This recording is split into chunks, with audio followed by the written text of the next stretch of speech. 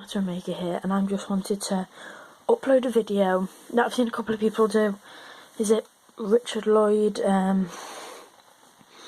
Cyberleader 1010, sort of about how they got into Doctor Who and what sort of kick-started collecting, watching, sort of any sort of different parts of the collection, sort of fandom, anything. So I'm out of breath, I've just been doing sport, but yeah, I just wanted to do a quick video about that. So I'm going to go through some of I'm going to talk about the things that got me into Doctor Who, and then sort of say about like people who got me into Doctor Who and stuff like that. Okay, so starting off, let's go to the first. So this show, The Sarah Jane Adventures, was probably my biggest influencer for my childhood, and definitely was the thing that got me into Doctor Who. I started watching this in 2009. I think I saw the last episode of season 1, and I thought it was really good. So I went on iPlayer and I watched all of them, and I thought they were awesome. So I carried on watching it through season 2, 3, 4, 5, and I was really into it. I watched it till the end, and they had some really good stories planned for series 5. I would definitely watch them. Still be watching it today if it was on, but fortunately Liv Sladen passed away. Although there is a 10-year anniversary of when the show started, 2007, in Cardiff, called The Attic, and so it's going to have Ronnie, Luke, Clyde, so like Tommy Knight, Danny, person played Maria, Alan Jackson, Chrissy, Joe Grant, loads of people. So Joe Grant from Doctor Who as well, and of course Tommy Knight Luke was in Doctor Who. So I really want to go that, but it's on the day we leave for a holiday to go to Cornwall. So I am trying. My dad loves Doctor Who and Sarah Jane as well, so I think I may be able to leave a bit earlier, get a few hours in there, and then go on to Cornwall. Although the rest of my family aren't happy about it, apart from my dad, because they don't really like Doctor Who. Okay, so definitely Sarah Jane. So back on track. When I was watching season, would it be? Yeah, it would have been season 3. It was just finishing.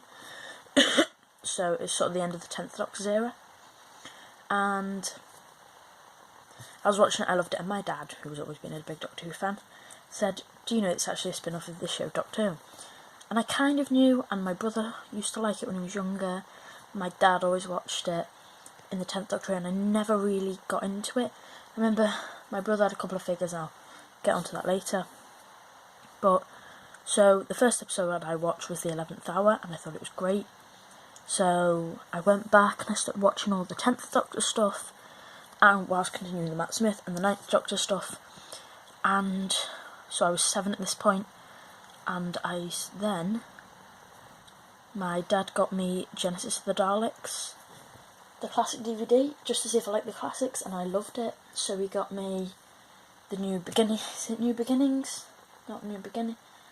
You know, Castrovalva, Logopolis, and Keeper of Traken box set, that one. I forgot what it's called. Got me movie collection, Resurrection of the Daleks, Curse of the Fenric, the new series stuff. And then I've built on the old stuff and the new stuff as well. And I loved it all. So at the moment, classic or New Who, I love them both equally. I couldn't choose. But definitely the Sarah Jane Adventures. Honestly, recently I've rewatched them all. I honestly still, I think it's a great show. Definitely the first 3 seasons were amazing. I thought the 4th season, the opener, The Nightmare Man, was really good. But then Luke was one of my favourite characters, so when he left I was a bit sad. Okay, on to the next thing. Now the next thing I wanted to talk about were 2 Doctor Who figures. Now, I know these seem quite generic, sort of, especially this rose one. Oh, can't believe they did that, I hate that. But these were the 2 figures my brother had when he was younger, so when he was about 7, so I was very little. And I remember not really knowing what Doctor Who was, but thinking it was so cool and being really jealous. So when I got into Doctor Who when I was, say, 7-ish, I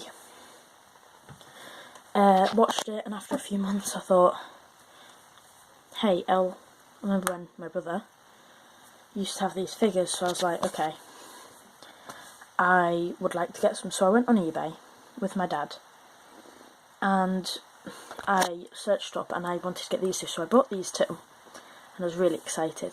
Then I started looking, and so they had loads more, and I was only in year 3 at this point, but I'd saved up my money from Christmas to buy something, and I got a big lot of Doctor Who figures. So I got the interior of the TARDIS, loads of Daleks, about 30 odd figures, and loads of bits like the TARDIS and accessories and stuff for, I think, £40 including shipping, and I was ecstatic. I remember winning it in the car, and I remember getting it, and back then I was at 30, now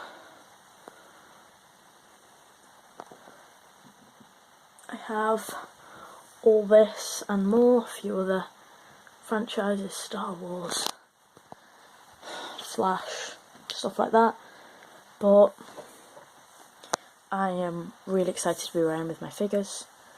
Okay, on to the next thing.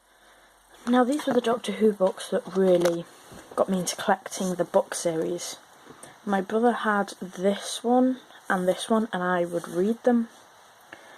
And I remember reading them and thinking they were pretty good. And I was, at this point, I think I was about 8, so I'd been into Doctor Who about a year. And I just thought, wow, more Doctor Who. Because obviously I watched all the new series, gotten into quite a bit of the classics.